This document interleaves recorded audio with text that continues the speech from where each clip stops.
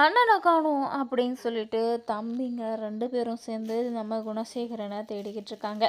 ஆனா குணசேகரன் பாருங்க வீட்லயே இல்ல. ஆள் எங்கேயோ அப்ஸ்காண்ட்ல இருக்காரு. அவர் எங்க போனாரு? யார்கிட்ட சொல்லிட்டு போனாரு? யாரு கூட போனாரு? எப்படி போனாரு? அப்படின்ற எந்த ஒரு விஷயமும் வீட்ல இருக்கிற யாருக்குமே தெரியல. இப்படி இருக்கும்போது தான் நம்ம இதுங்களெல்லாம் வச்சுக்கிட்டு இருக்கும்போது எப்படி அந்த மனுஷன் வீட்ல இருப்பாரு? அப்படின்னு சொல்லிட்டு பார்கவிய பார்த்து ரொம்ப தவறா பேசுறாரு கதிர்.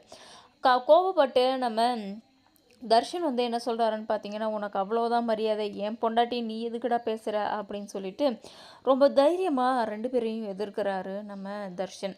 அப்போ தான் வந்து என் அம்மாவை கொல்லணும்னு நான் சொல்லி திட்டம் போட்டேன் இல்லையா, அவள்லாம் சொல்லிட்டு இருக்கா இல்லையா, அது மட்டும் நிஜமாக்குதுன்னு ஏதாச்சும் ஒரு காரணத்தை யாராச்சும் சொல்லட்டும், காட்டட்டும்.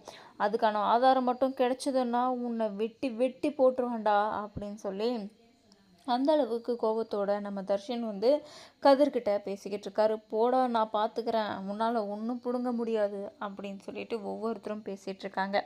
பார்கவி வந்து மனசுக்கு ஒரு மாதிரியாக இருக்குது அப்படின்னு சொல்லிட்டு நம்ம ஜீவானந்தம் கிட்ட பேசிகிட்டு இருக்காங்க. உங்ககிட்ட பேசினா தான் சார் ஒரு தெளிவும் ஒரு தீர்க்கமான முடிவு எடுக்கிறதுக்கான மனநிலையும் எனக்கு கிடைக்குது அப்படின்னு சொல்லி பேசிக்கிட்டு இருக்காங்க.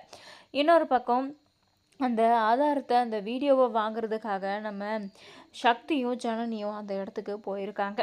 போய் ஒரு 1 ஹவருக்கு மேலே வெயிட் பண்ணிகிட்ருக்காங்க. இன்னும் அவன் வரவே இல்லை அந்த வீடியோவோட. இந்த வீடியோவை வேறு யார்கிட்டயாச்சும் கொடுத்தா கண்டிப்பாக அவனுடைய உயிருக்கே ஆபத்துன்னு நம்ம சொல்லியிருக்கோம்.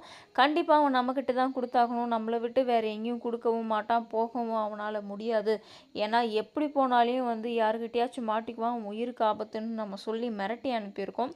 கண்டிப்பாக இன்னும் எவ்வளோ நேரம் ஆனால் பரவாயில்ல, இங்கே வெயிட் பண்ணி நம்ம அவனை பார்த்துட்டு தான் போகிறோம் அப்படின்னு சொல்லிட்டு ஜனனியை வெயிட் பண்ண வச்சிட்ருக்காரு நம்ம சக்தி. ஆனால் ஜனனி